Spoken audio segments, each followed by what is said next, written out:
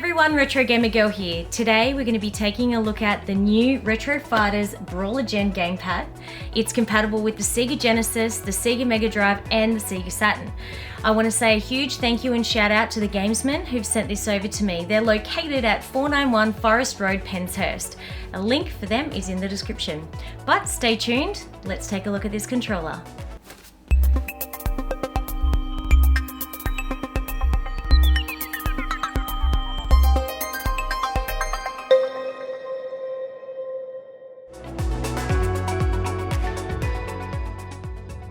Upon opening up the Brawler Gen controller, you're going to find minimalistic packaging and an instruction manual, which is a really good guide.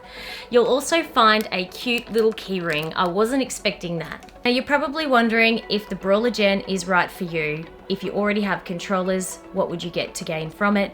Or if you've lost your controllers, what would make you purchase this over the originals? And I'm going to run through a few things. With the Mega Drive, for instance, you're able to go between the 3 and 6 buttons.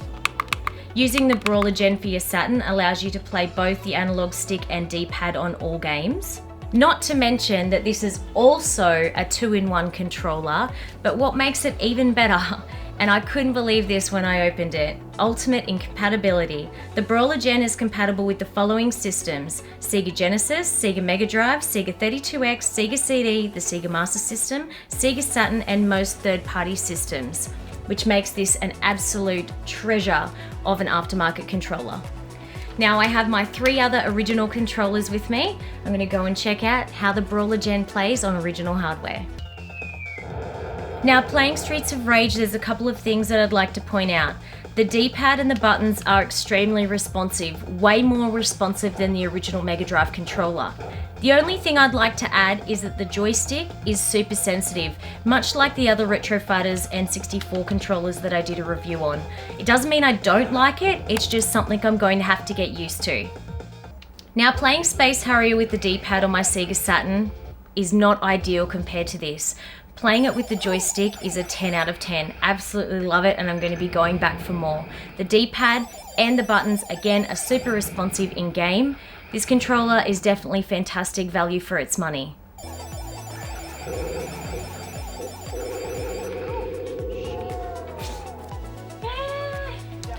Now the controller cable length is fantastic, super long. I'll be able to sit on the couch comfortably and still play games.